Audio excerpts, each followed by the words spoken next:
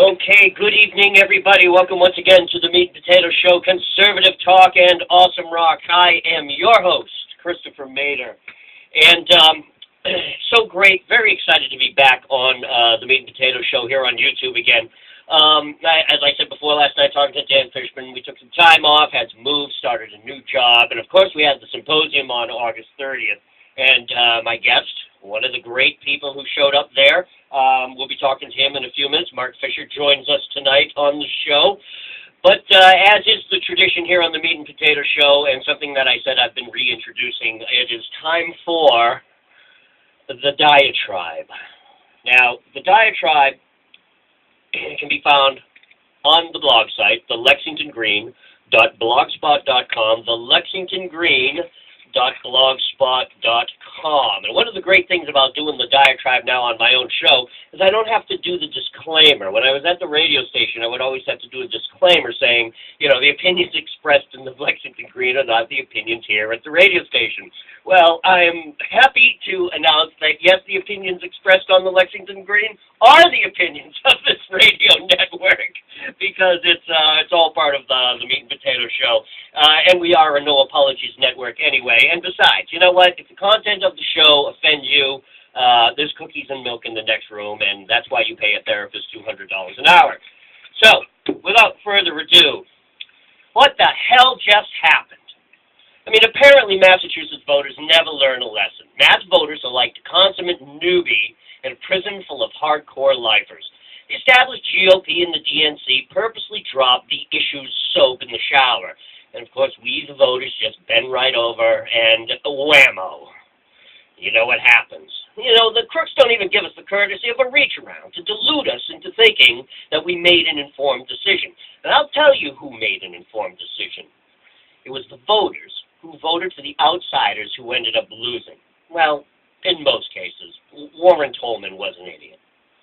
But the upside of all of this was at least the the Democrat Party, ended up with a split vote. I mean, neither Coakley, Grossman, or any of the other people really won a decided majority of the voters. So that might actually help us out come November. The only disturbing aspect of that fact is that it is obvious that Massachusetts Democrats could give a rat's ass where their socialism comes from. More taxes, more regulations, more rules, more mandates, more laws, more ordinances. Who cares, right? Where does it come from? It doesn't matter who's in charge. Massachusetts Democrats just love to show off those designer shackles, don't they? Oh, hey, can I get those engraved? Oh, how silly of me. I would have to pay more for that? No. How silly.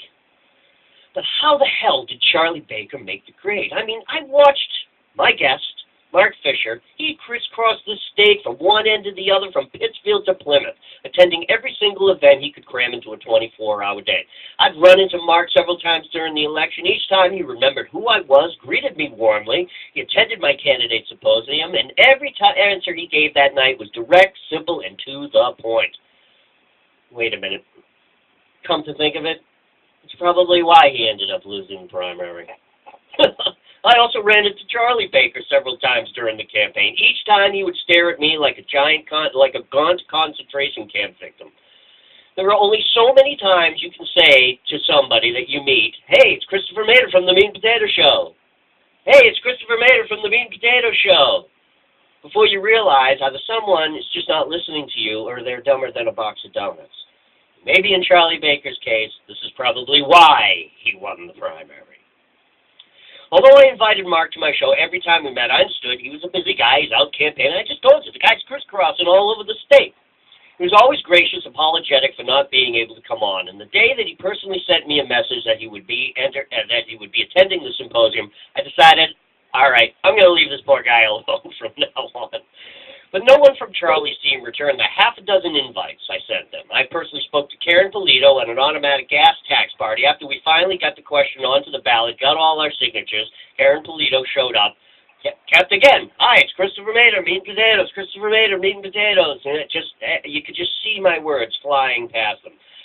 Karen turns to one of her campaign staffers and says, "Give this guy a card. Let's get on his show." And she's like, "Oh, call me tomorrow." No one remembered who I was. No one remembered anything. Nobody knew what I was talking about. Well, mind you, folks, this dynamic duo could actually be our next governor and lieutenant governor. scary, isn't it? Well, I'll tell you an interesting story associated with the Baker campaign. And I'll disclaim here and now that this has nothing to do with Charlie or Karen, so you can't blame them. They're running a campaign that what happens individually at these offices they have no control over. But I'll also include a link, and it's on the blog site, of another thing that happened to me running into the Baker-Polito campaign team, and that's on the blog site here as well. And it gives you an idea of, what we're dealing with here. Well, at the early stages of planning the August 30th candidate symposium, my buddy Wayne and I, we attended a Republican Town Committee meeting at 18 Grafton Street, down in the first floor office. This was late in June of this year, and after the meeting, I motioned to Wayne. I said, buddy, hey, come with me. We had to go into the back storage room, and I found a whole bunch of white chairs that were there, and I pointed to the chairs. I said, I knew these chairs were here. I said, they've always been here. We're going to need these chairs for the symposium. So let's remember they're here, and when we get that date, we'll get hold of Brad or somebody or Ted or whoever's, at the building, and we'll come down and to get the chairs. Anyway, long story short, between then and August 30th, the Baker team moved in to that first floor office. And so as time is going on, I'm doing my interviews there at the Liberty Clubhouse, and every time I was there, I would check to see if somebody was at the Baker office so I could speak to them about the event and the chairs, and no one was ever there. And I was there at Brad's building all different times, all during the week, at all different times, weekends, nights, days, everybody. I'd go downstairs, I'd peer in the window, I'd poke into the window, I'd be like, there's nobody here. So as we got closer and closer to the symposium, I got a little concerned. I got to get these chairs. So anyway, the Brandling manager gives me the phone number to somebody who heads up the office down there. This guy named Ryan, and that's all I'm going to say. So I called him. Instantly, I went to voicemail, so I left him a message, left him a phone number, explained the whole thing to him. About 10 minutes later, he calls me back. I said to him, did you get my message? He says, no, I did not. So then I repeated the message. And he says, I don't know anything about any chairs. And he says, but besides, how do you know this? Have you been inside of our office, he says to me.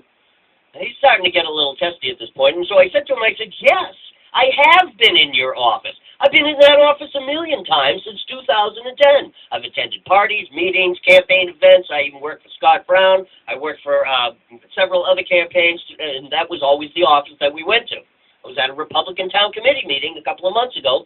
That's why I'm calling you. Well, Saturdays are a busy calling night for us, and besides, we're going to need all of those chairs anyway, so I'll have to talk to my boss and get back to you. You see, at this point in time, I knew that Ryan was just lying to me, and this is what I'm talking about. This is what we're dealing with here. Because think about it.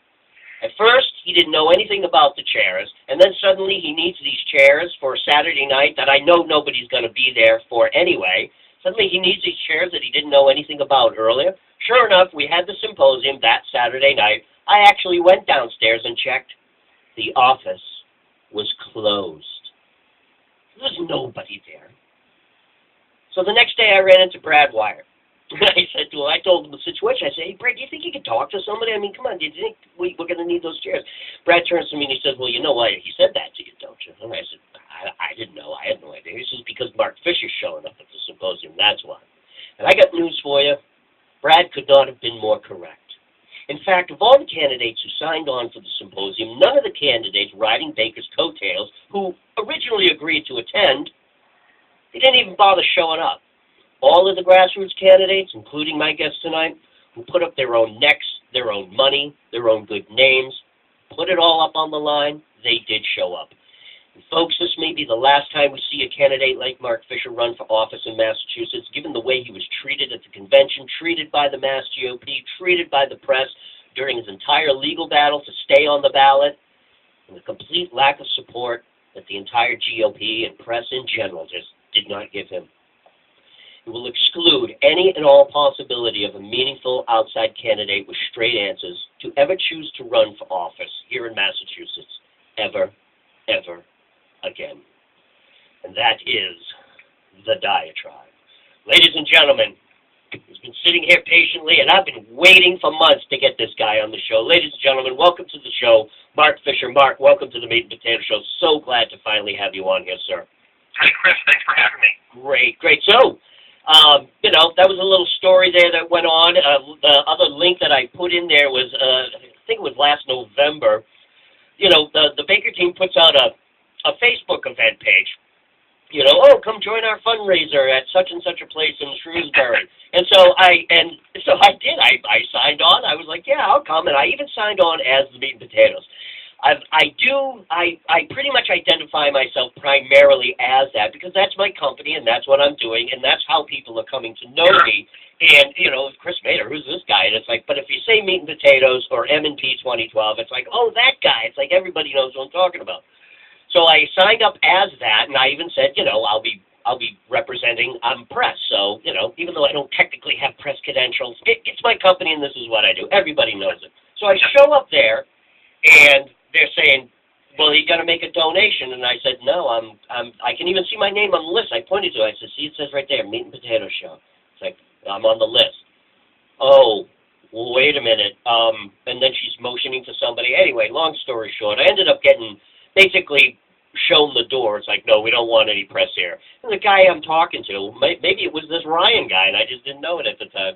He's like, oh, this must be your first campaign. Like, so anyway, go on, Mark. Go ahead. You know, it's funny, the story that you told, we ran into a similar thing. It was in January. There was a belated Christmas party at a restaurant. It was the Billerica Republican Town Committee having it.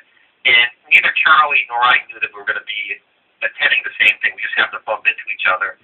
And the guy handling the campaign was taking photographs. And this fellow Ryan that you're talking about came up to us and said, oh, you can't take any photograph. And my guy started arguing with him. And I said to him, don't worry about it. But I said to Ryan back, I said, you can take as many photographs of me as you want. I mean, you're running for public office. I mean, my goodness.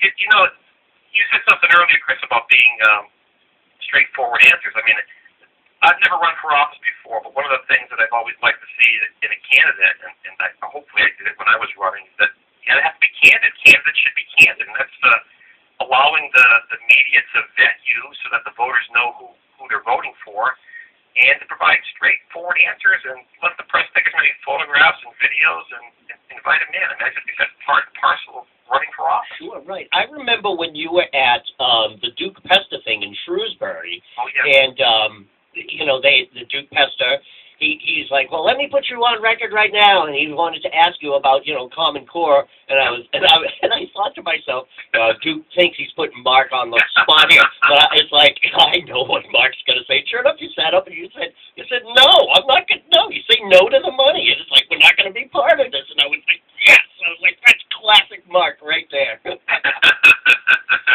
So, but you're right. I mean, isn't the term candidate? You're supposed to be candid. You're supposed to be in the public eye. You're supposed to be in film, on television, in the news. That's the way I always interpreted it, Chris. So let's talk about what happened during the election. What are shake out some of the numbers. How did the numbers end up for you after the primary? We got a little more than a quarter of the vote. I think 25 point something of the vote. So 1 out of 4 voters. In Western Mass, we won my hometown of Westville. We won 17 cities and towns out in Western Mass. But it's a funny thing. Where we had the resources to work things, we did fairly well. I mean, we had over 41% of the vote in Springfield. Wow. Which was kind of surprising because, Charlie had told them that even if the voters repeal the casino deal, he was going to file legislation that would allow them to have a casino in Springfield. So, I mean, there was some specific targeting of the Springfield area by the Baker campaign, and they won it, but we got over 41% there. But, it's funny, given the nature of the campaign and how we weren't allowed to use certain offices, the Mass Victory offices of the Republican Party, and on and on and on and on. Yeah. I mean, losing is losing, but there are some things to take away from it that we can learn from it. And well, this is what I'm talking about in the blog piece about the way you were treated, and one of the things that it has been a mainstay of the Meat and Potato Show is that I prefer to interview the outsiders, the grassroots people. And I've even used the term, and some people say, you shouldn't say that because you're what's the term? You're jinxing the candidate, but it's like a lot of these candidates that I talk to, they haven't got a snowball's chance in hell of winning. They're not going to be on the news. They're not going to be in the newspaper. They're horribly short of money. They're doing everything, like I said in the piece. They're putting up their own money, their own necks, their own good name. These guys are never going to make it. So that's why I want them on my show. And you come on the show as often as you can. Let's keep in touch. Let's cover the event. Let's give you whatever I can give you as far as free press, free advertising. Because of this, because they always pick the golden child. I mean, look at all the Democrats. I mean, that's a huge field. I forget what the number is. What is it, like 7 or 9 different Democrats running for governor? But everyone's all on Coakley. You know what I'm saying? They pick the golden child. Take it from there. What do you think of that? Well, interesting. I know when we got into the race, Chris, we knew just because of the issues that we were standing on, we were not going to get any support at all from the Mass GOP. So it's not surprising that some of the things I mentioned about not being able to use their resources, we expected that. One thing I didn't expect was how long-reaching their influence was. For example, we kicked off, I remember you being there in Auburn back on the 17th of December. We were in a poll against Martha Coakley the following month in January, and we received 30% of the vote against Martha. And at the time, Charlie got 36% of the vote. So we were 6 points behind Charlie. That is the last time that we were ever included in a poll running against Martha Coakley. Wow. Now, the interesting thing is the Boston Globe was running and still is running weekly polls in the governor's race, and they're including all the independents as well as they should. I mean, Jeff McCormick, Evan Fowler, Scott Lively. Right. But if you group them all together, I get way more than what they get combined, and yet they would not include me in the polls. Jeez. And so, why is that? I mean, this is you're in the media. Why would they be excluding somebody who's on the ballot, who fought to get on, had to file a lawsuit to get on, and they're not including me in any of these polls week after week after week? And same thing with other conservative talk radio. We were sort of banned from them. And our thinking is that there's a lot of money in ads, and if they're going to the other side's going to withhold ads if they mention Mark Fisher, that carries a lot of influence.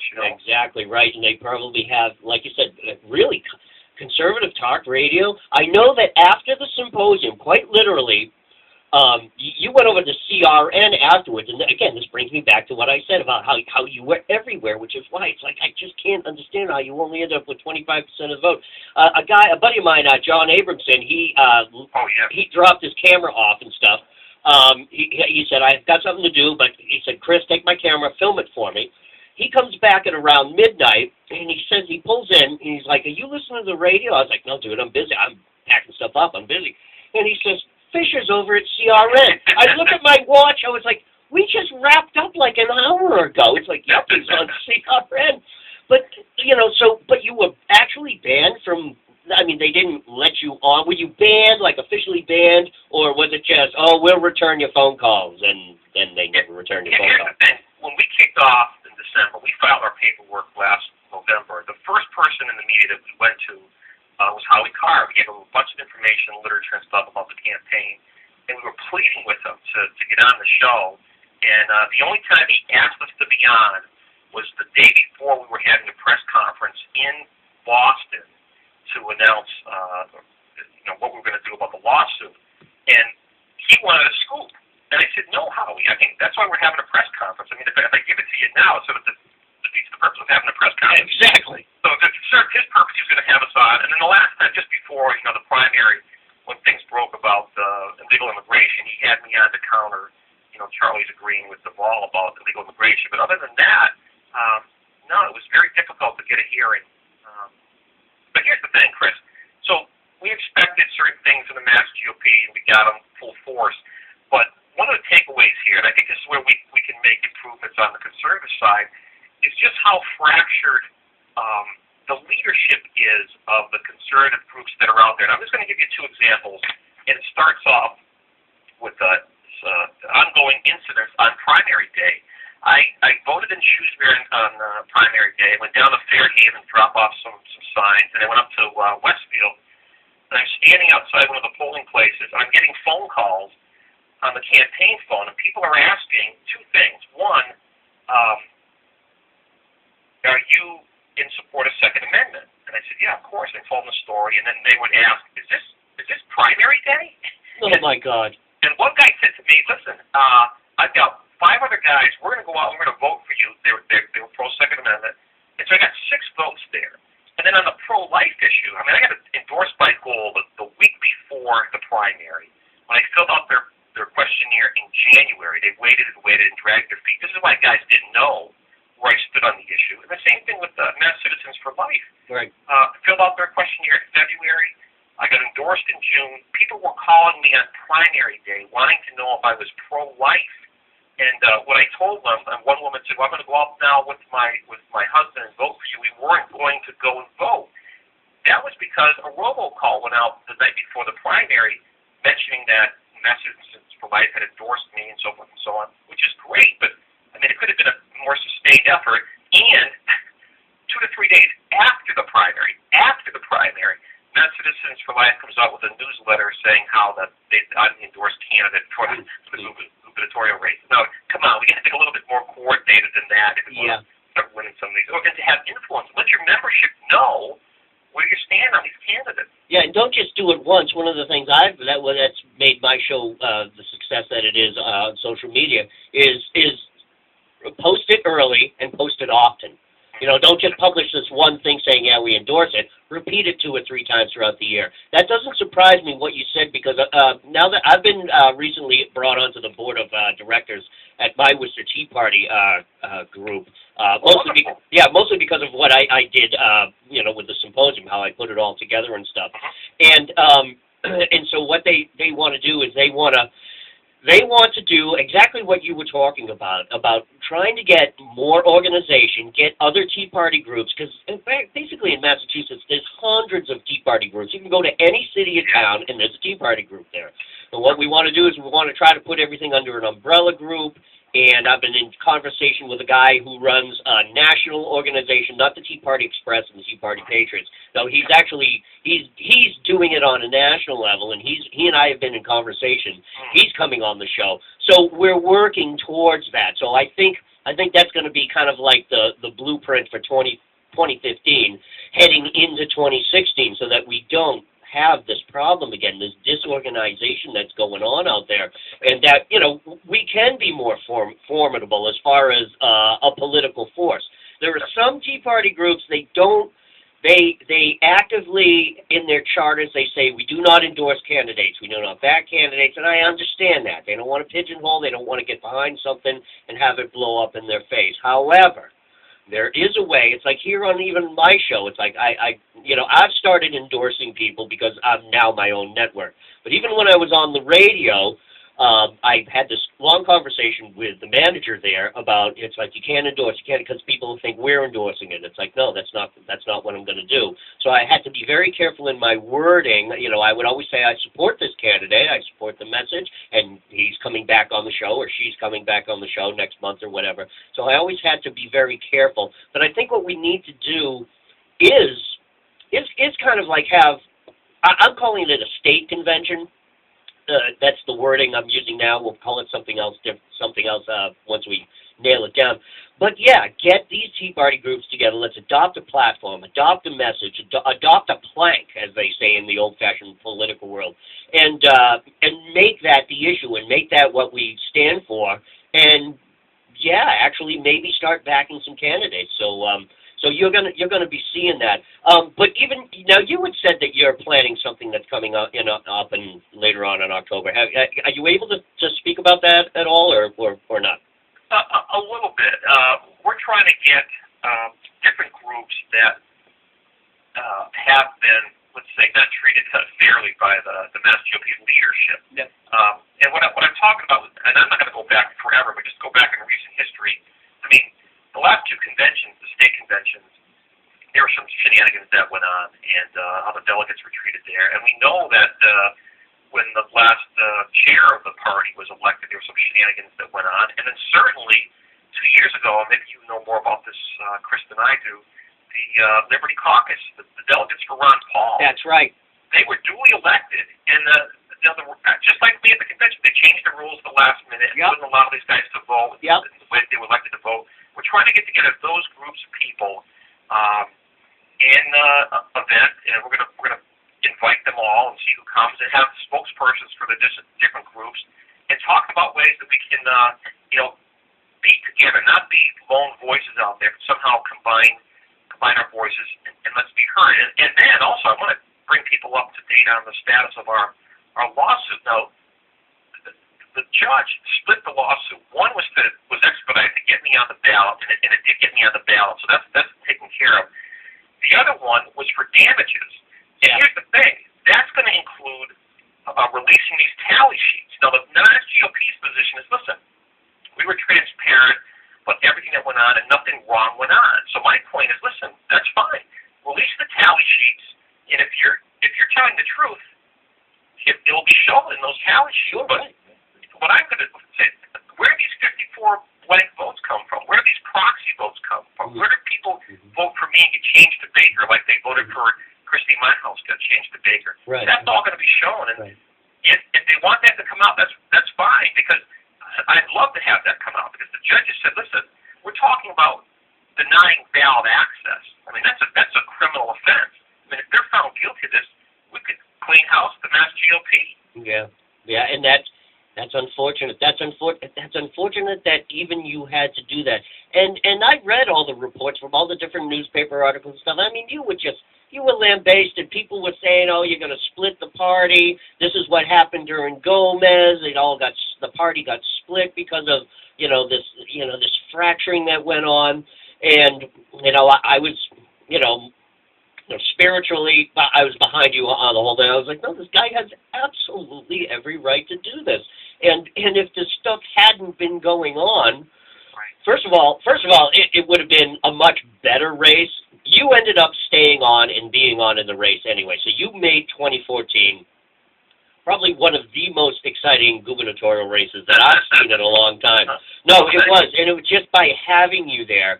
I mean, I remember in 2008 when I had first started the show, and then when what was it? It's 14 now. It was, oh God, Chris, 2010. God, I'm blanking out here. But in 2010, the interviews were really starting to go, and I've been trying to get my host on, and that because I was aware of what was going on, and then of course, in the presidential election, when Ron Paul was running, yes, I was very much aware of that because I was associated with Brad, who owns the building that we had the event on, and I just again every season we keep seeing this, and then come November 4th, we lose, and it's like duh, hello, and then people say, well, maybe if so and so didn't split the vote, maybe if Mark Fisher didn't have his lawsuit. No, first of all, you've got to stop doing this crap to begin with, so that this other crap doesn't happen in the second place. It's like, that's right. Here's the thing, Chris. Long before I came on the scene, people were saying, listen, if you do come on the scene, you're going to fracture the party. My response was, are you kidding me? The party's fractured now. Yeah, right. I mean, the Mass GOP leadership doesn't want to have anything to do, despite what they say about being Big Tent, open and tolerant and diverse. They don't want to have anything to do with any conservative groups, whether they're Tea Party, Liberty Caucus, Second Amendment, the Massachusetts Republican Assembly, pro-life, pro-family, anything to do with conservative. They don't want to have a part. They keep us fractured, and they've done a really good job at it. Yeah. And then we end up losing. Go on. I'm sorry to interrupt you. No. And so here's the thing. They're saying they're all clean and so forth and so on, but come clean. Release those tally sheets and let's see what it shows. I mean, I told them this is months ago. I'm willing to drop the lawsuit, forget any press for damages. If you release those tally sheets and they show what you say they show, no impropriety. Right. Go ahead. The ball's in your court. They've done nothing. Certainly. Well, I think we've beaten that dead horse enough, and it's unfortunate because. I was talking, I was on a conference call with Dave Kopaz from Red Pill Politics, and we were talking about a lot of different issues, and he had thrown out a number. He says, I'm throwing out a wager, kind of like a football bet. It's like, he says Baker's going to lose by 14 points. I disagreed. I said, I think it's going to be a little closer than that. I said, but I got news for you. Here's my wager. I bet you if he wins, it's going to be so close. We're talking 2, maybe 4 points, something like a real small margin if he wins. But anyhow, but you know what? There was some of the things even you did after primary, post-primary, that there were some people saying, oh, let's get a write-in campaign. I know that you kind of put the kibosh on that. It's like, no, we've got, and we do. I completely agree. Am I a Baker fan? No, of course not. But guess what? November 4th, I'm voting for Baker. You think I'm voting for Coakley? I mean, come on, it's like, so this, we've got to come together on this. And, after the primary, all the arguing and finger pointing, it's all over. We got to head into that end run into November 4th. So anyway, thank you for talking about that. And, let's, I hope you never have to talk about it again. And good luck. I really, really hope the whole suit comes out in your favor. But anyway, let's get to some ballot questions here. Sure. I'm going to skip over question 1, the big one that even I worked on, because I know that you're all for that. But quickly, I mean, what are these people thinking? Let's just make it automatic. It's like, that way we don't have to vote for it. And I had read the literature, and when I was involved with the organization, I was out there getting signatures myself. I thought to myself, I was like, yeah, these people won't have to put their name down. Yes, Senator so-and-so, Representative so-and-so, and such voted yes to raise the gasoline taxes here. Well, guess what? If their name is attached to that, you think Senator or Representative so-and-so is going to get voted in next year? And then I thought to myself, yeah, I'm having this conversation in my own head. I'm like, yeah, Chris, that's exactly it. They don't, there's no accountability here, is there? Mm-hmm. So anyhow, so anyway, hopefully this thing will go through. But it even says here that after, that within the last year, the administration has reinstituted tolls, raised registry fees by 20%. Meat and Potatoes was there at the hearing. We filmed that too. And they raised other taxes. And all of this money, it never actually goes to roads and bridges, does it? No. Go ahead. No, I agree with you. I mean, this should be a no-brainer, and I like to think that the majority of people are going to be against it, as they were against the tech tax. Yeah. They didn't have to go to referendum then, that the legislators came to their senses. It's surprising in the wake of that they're putting up such a stink about this one. But Martha tried to go to the Supreme Court here in Massachusetts to not to have the ballot question on for the voters, but I'm glad she lost that battle.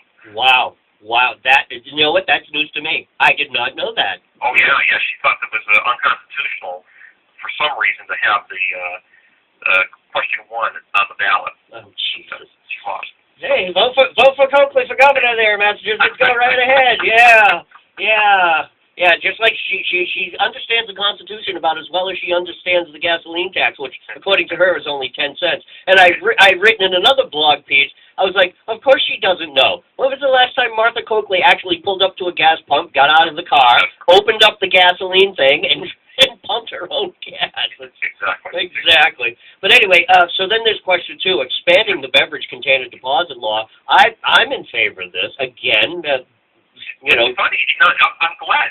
I thought you were going to be against it, and a lot of conservative officials are against it. I think it's a money grab by the state, so forth and so on. Here's the thing, Chris. I thought about this initially when it went through many, many years ago. There was an argument that the stores would have to make room for the returns and the machines that would process them, the crushing machines and stuff. Yeah. But now that they're there, I'm in favor of this, and here's the reason why. I think it puts the question of whether you're going to pay the extra, 5 cents on water or all the other beverage containers back in the decision-making power of the taxpayers. And if they want to bring them back, that's fine. But not only do they get their nickel back, they reduce the amount of tonnage that's out on the street now, because now we've got curbside. So they're taking tonnage off the street, they're getting their nickel back. If they press their local cities and towns, there should be a reduction in curbside recycling costs that should go back into the pockets of the taxpayers. If they make a concerted effort here, I think they can actually reduce taxes by passing this. Wait. What did you say? Reduce taxes in Massachusetts? Hey, Mark, no wonder you lost the primary for crying out loud. But I am for this because, again, if I can pat my own shoulder here, on the Meat and Potato Show, I did a video expose of Worcester's trash problem. I would quite literally, because during this last year, I just started a new job, but earlier this last year I was unemployed, and of course I'm doing my show, and but I was all over Worcester. I was either applying for jobs or covering events that were going on for the show and stuff like that. And because we only had one car and my wife was working, she'd take off with the car. So I would either bike around the city, and this is why my show is portable. Everything I can carry in a couple of bags.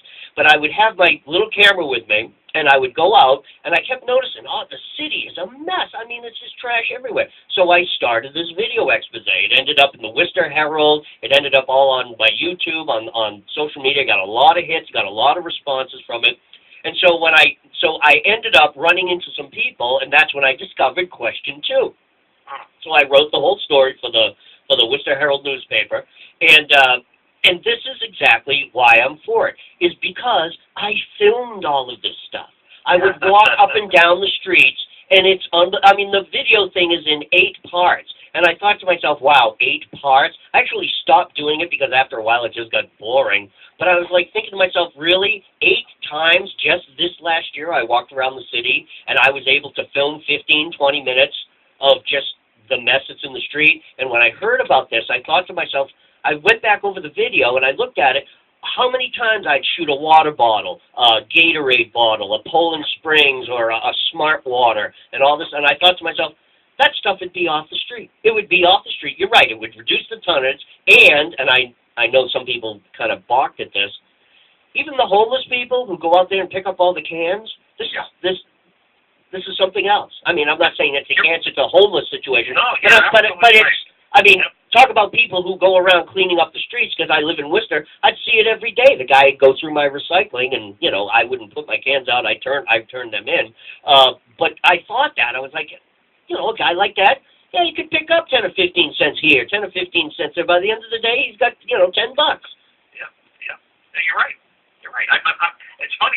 There are a lot of conservatives who are voting no on this one, but I'm voting yes. No, we're going to vote. We're going to vote. Yeah. So expanding prohibitions on gaming, and I want to really get into this here.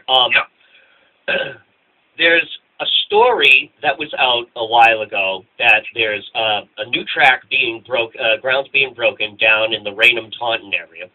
And, of course, we all remember when they ended dog racing here in Massachusetts. 30,000 jobs just disappeared overnight. Thank you, Massachusetts voters. And, of course, they didn't do anything to save the greyhounds, which was the whole idea in the first place. They just packed up the greyhounds and moved to another state to race there.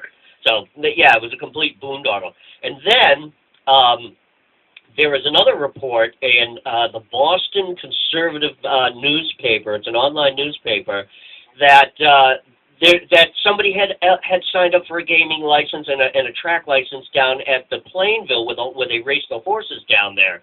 So my question is, all right, so you've got all this going on. You've got the ground being broken for a new track, and you've got somebody else who just who applied for licensing. Now we've got this thing coming down. So talk about this. What's going to happen here? Yeah, it's funny. When I was in the primary campaign, Chris, I was telling people that I don't think Massachusetts would even be considering this casinos in the first place if it was business friendly. If the economy was booming, to me, the casinos are sort of a last resort, ditch effort on the part of Democrats to bring some sort of jobs into Massachusetts because they're driving all the other ones out. Liberal New York is now second among the 50 states in job creation because I think it's through the process of elimination, but they're doing a very conservative thing. They're providing tax incentives for some businesses, and they're making it attractive. They're coming in there. They don't have to go down this road of casinos. For some reason, it's run by Democrats. They own the state. They don't want to make it business friendly. So what else can they do? They've driven out all these businesses, and now they're talking about casinos. I just don't think it's the right path. I don't think they're jobs, yes, but I don't like the idea that people have to go to a casino, lose their money, and that's where the revenues come to support the people who have jobs in the casinos. I don't think that's the there's not a lot of wealth being created there, you know. The other thing too is the state. When I remember when the Mashpee Indians were trying to get that thing going on, it was last year or the year before or whatever it was. I discovered that the state, and talk about the mob. You think the mob is bad? The state. I was reading some of the statistics. The state takes like something like 22% right off the top. It's like that's our take. And I was looking at it, I was like, that's a mob shakedown. That's the mob. The mob would do that to you. You open it up a casino, we got our taste. You know what they call a little taste. We just want a little taste. Yeah, grow the economy, put people back to work, and then tax revenues will go up. I mean, you don't have to be raising taxes or bringing in casinos. I just don't think it's the right way to go in Massachusetts. The voters have the choice, and here's the sad thing. I think voters. I mean, yeah, people want jobs, and all the advertisements that you're seeing for the vote no on question 3 for the casinos, they're talking about jobs. They're talking about jobs, and they're right. I mean, given the state of Massachusetts, they know that the state government hasn't been doing its job to bring businesses here, so they make this vote no on this so that casinos will come. I don't think it's the right long-term solution. But given the state of things in Massachusetts, they may vote it in. I'm a little confused in the wording here. A no vote would make no changes to the current laws regarding gaming. Right. What are the current laws? I'm a little. What we allowed was it 1 slot parlor and three sites for casinos. I think Plainville, Springfield, was it Revere or? Yeah. Yeah, one of the letters here was written by the Honorable Dominic Serno, the mayor of Springfield. Yeah. Oh, yeah. He's definitely in favor, and the Chamber of Commerce out in Springfield's in favor of it. A no vote would leave things the way they are, which would allow up to 3 in Massachusetts, along with the slot parlor. Right. And a yes vote would repeal that, and casino gambling wouldn't be allowed. And what's interesting is are you a lifer here? Do you grow up here in Massachusetts? Oh, yes. Outside of 1 year, I lived in Right. Virginia. And me too. I'm a lifer here, too. I'm a Bay Stater. And my brother, years ago, he used to raise and train greyhounds. He was always down there, so I'm familiar with the business. And, of course, the racing tracks have always been down there on the South Shore area forever. And, I mean, when the thing went through with the dog racing, I mean, all those jobs just dried up, and I thought to myself, it's like, I mean, entire economies had been set up and built around that, and I mean, that was, horse racing, dog racing, that kind of thing. I mean, that's a sport. There's something, I know it's betting, I understand that, but there's a whole industry that's behind that. Like I said, my brother raised and trained greyhounds. Talk about the trickle-down theory of economics. It's like, well, he had to set up a farm, he had to hire all sorts of people to run the farm, veterinarians, he had to have inspectors, he had to build everything, he had to hire contractors. So the growth, the spill-off of starting a business, that was there.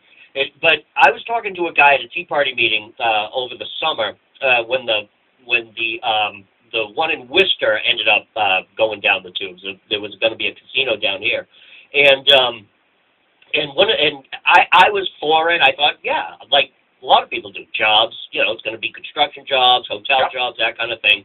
But the way it was explained to me is that where it's going to be, because the Canal District here in Worcester had just gone through like a multi-million-dollar renovation. There's businesses and restaurants. I mean, it's the place to be on a Friday and a Saturday night here in Worcester, Massachusetts, that Canal District. And, of course, Brad's building was there, and we at the Tea Party have our meetings down there, and it's just a great place to be. And what he had said to me is that, this place goes up, all of these businesses here that just spent all these millions of dollars getting their doors open, they're going to dry right up. Everyone's going to go to the casinos. So now the way that was explained to me, yeah, I mean, I don't know. I'm a little torn on it, but I think some of these questions, I don't, there's not a right or a wrong. I'm going to be arguing against the casinos at a Tea Party event in Boston, where they're talking about these 4 issues, the 4 ballot questions. And I'm going to tell them, and this is my personal view, and I'll make my arguments for it. But like I said, I was running for governor. I got to respect the will of the people on this. I mean, this is democracy in action. Exactly. Exactly. And didn't you say something earlier in the interview that even if this thing goes through, that Baker, if he gets the governor, he's gonna get some legislation for Springfield? He was in Springfield maybe a week or so before the primary, and he told the voters out there that, if the ballot question repeals the casino deal, that he would file legislation on Springfield's behalf to allow one in Springfield. Well, isn't that just nice of him? Oh, my God. You know, well, like you just said, you got to respect the will of the people. Yeah. But he's going to go around and he's going to pat the shoulder of his good, honorable Dominic Sarno there, Mr. Mayor. Thanks for those extra votes, Mr. Sarno. Thank you there. We'll get this legislation. And isn't that always the way it is, though, Mark? Huh? The patronage? It's sad. I mean, I heard him either today or yesterday, Charlie, talking about some other ballot question where he was talking about respecting the will of the voters, but not on all the ballot questions, on those that he liked. It's selective outrage. All right, let's get to number 4 here quickly. Sick time earned for employees. The language is relatively clear. It sounds like a good idea, but again, this one-size-fits-all for companies, and it's always this top-down management that seems to come from our government that, okay, you read the language, it's a good idea. Give people 40 hours of paid sick leave, let them earn it like they would earn, their other stuff as they work longer and longer at a job. And there's a provision to roll over what you don't use, which is actually pretty cool. The problem is the numbers here. It says right here, employers of 11 or more people. Let me tell you something. I know you run a company. Yep. 11 or more people. You're not exactly Mr. Daddy Warbucks there. If your company has 11 people working for you, you're not exactly able to handle these costs. I mean, if you've got maybe 150 employees, or maybe 250. Okay, all right, maybe. Okay, we could probably work it into some budgetary fixing later on next year. But, somebody like you or some of these 11 employees, this isn't going to work for them, is it? No, and here's the thing, Chris. I like the idea. I just don't think that it should be coming from the government, because once you open the door there, it's going to be, who knows what's going to say the year after that and the year after that. Let me tell you a quick story. I bought my business 5 years ago, and when I started there were guys that were working there 30 years, 25 years, 17 years, 12 years. They obviously liked it there. But coming from where I've been, my experience was their benefits were terrible, absolutely terrible. There is no union there, and I increased the benefits across the board just because it's the right thing to do. And not only that, I mean, if you're in a much bigger business and you've got other competitors that are giving people benefits, there's going to be a migration in the workforce, and you're going to have to raise your benefits to compete and keep good workers. Exactly. It's a free market issue is what I'm getting at, yep. And it will just by itself. If you've got good companies out there, and I'm thinking about one, maybe you know what, it's a shoe company. But they're pretty out there and leading edge when it comes to working from home and doing all these different benefits for people in the workplace. And what's going to happen is their other competitors are going to have to start matching that, or else people are going to be leaving there and going to this company. Right. It's the free market issue. That's the beauty of it. And to have the government come in and say, no, you have to provide this many sick days, if you have this many employees for this long, and that's not the business of government. The other thing, too, is a lot of companies, and like you said, it's a free market thing, a lot of companies, that's kind of part of their sell to you as a potential employee that, we've got a great benefit package. We do this, we do that. We give you the sick time here. You can earn this. Oh, and by the way, we've got this thing where if you match this, if you put this money here, we'll match it. So even companies themselves, they're coming up with their own, organic ways of making it, a happier, friendlier, better place for people to come and work there. And you're right. It becomes a free market thing, because if you're, let's say, people are out of work now, so people are pretty much begging for jobs. I've been at a point where it's like, I don't care about your benefit package, just hire me. Just hire me. We can discuss that stuff later.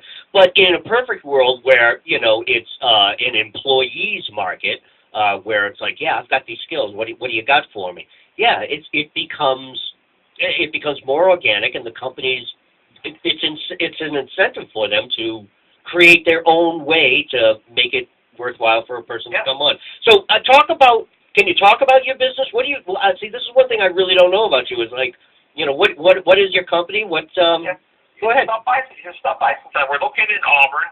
We just hired our 8th employee last month. We're a metal manufacturer. We don't have, Chris, our own product. We're a contract manufacturer. The more common name is a job shop. So people will design things, but rather than build them, they'll give us their designs, and we'll build what they design. So we're selling our manufacturing services. We shear, bend, roll, punch, water jet cut, grind, weld, finish, and make stuff out of metal. I mean, it's a variety of stuff. It's not the same thing over and over and over. Steel, stainless steel, aluminum. Wow. Yeah. And it's right here, made right here in the USA. Made right here in the USA, yeah, in Auburn. It's like I said, it's small. There's 8 of us, but it's done very well. Love it. Had it now for 5 years. And so here you go. This is why a question like question 4 would affect you. What'd you say? There's the total of 8 people? Yeah, so it wouldn't, because we're under that 11 threshold, it wouldn't affect us. But here's the thing. Bigger companies, if they want to move, if they're looking, where are we going to incorporate? It's a new company. Where are we going to incorporate? Massachusetts has a lot of things going for it. It's got a talented workforce, a good education system. But think about what's happened just in the last 2 years with the tech tax. Thank God they shut it down. But now the gas tax is going to be going up incrementally. Minimum wage, which has gone up substantially. And now this sick day thing, this is going to be a barrier to entry coming into the state. Why would they come to Massachusetts when they could go some other place where the costs are lower? The other thing is the inventory tax. And again, during this season when I was interviewing the candidates, and I didn't know about the inventory tax, it was explained to me by one of the Patty Dolan. It was when Patty Dolan was on the show. And basically he explained it to me, and I said, yeah, explain that. It's like, from what I can understand, and I put it in layman's term, I said, basically the state comes in, because you have a warehouse, and they count all the stuff in your warehouse, and you get taxed. And Patty looks at me, and he goes, yep, that's exactly what it is. And so then I did some research, and there are practically zero. There's only a few actual distribution warehouses here in Massachusetts, and they're very small, because Mass is a small state, and they only serve a few local areas. But by and large, most of the distribution companies, the quote-unquote warehouses, where all the convenience stores get their food and all the Target gets their clothing and their stuff, it has to come from a warehouse. That stuff's elsewhere. Yeah. It's not here in Mass because of the inventory tax. Yeah, exactly. I mean, in Massachusetts, I've said this, it's in the center of New England. It'd be ideal for distribution centers to come here. It's perfect. And if the highways going east to west and north to south, it's perfect to serve all of New England. But right, the inventory tax scares them away. So we've had again, talking to Patty Dolan, I did some more research, since Governor Deval Patrick, we have had either, and I wrote about it in one of my blog pieces, we've had net zero or net negative job growth and population growth. And what I basically said in the blog piece was, quite literally, let's say Joe Schmo out there comes up with a newfangled widget. He's not saying to himself, I'm going to Massachusetts to build my new company. Exactly. That's what's happening. And now you see why, I mean, the Democrats passed this law to allow casino gambling in the state. They got nothing. They rolled the dice and lost about making it Massachusetts business friendly. They got to do something else. Man. So what's next for you, Mark? I've got to ask the question. I'm sure you've are you thinking of another run? What's next for you? No, I mean, Chris, the whole reason for my running it, I've never been involved in politics, as you well know, is just to show that you can run as a conservative in Massachusetts. It would have probably been a little better to have the backing of your own party, but I didn't. But nonetheless, it was to say you could run in Massachusetts as a conservative and win. A lot of things would have to happen in order for me to even consider it again. And one would be winning this lawsuit and collecting some damages, and then convincing my wife to do this all over again until all that happens. I'm going to try to be active in the conservative groups and maybe try to have us coalesce and come together and be a more active voice and have a lot more influence than we do now. I think we are fractured and splintered, but we can have a better effect by coming together. I'm going to try to work in that way. You have always an open invitation to the show, just as I've always said to you every time we ran into each other. And on top of that, I have been actually asked by some of the members of the board of the Tea Party to have you come and speak at one of our meetings every Thursday night, pretty much down at the Canal Bar. And you can either get hold of me and we can set that up. I can talk to the other guy who plans the events himself, and we can arrange that. And, we would love to have you there just to talk to us and, just like you did tonight, just talk and, answer some of the questions. And yeah, my pleasure. I'd love to do that. And keep me in the loop on what's going on with this event that you're planning. Oh, yes, please. I will. Yeah, because I would love, I need to be in the loop because I started a new job, but it's really, really nice. I can't name who it is. They're actually very weird about social media and stuff like that. But they, they said, they know what I'm doing and they're aware of the show and everything. And I did tell them, I said, I've got a few things coming up, but I'll know at least 2 or 3 weeks ahead of time, what the date is. So yeah, keep me definitely in the loop ahead of time so I can definitely be there and I can film it and we can talk and you know what I'm saying? Perfect. All right. No.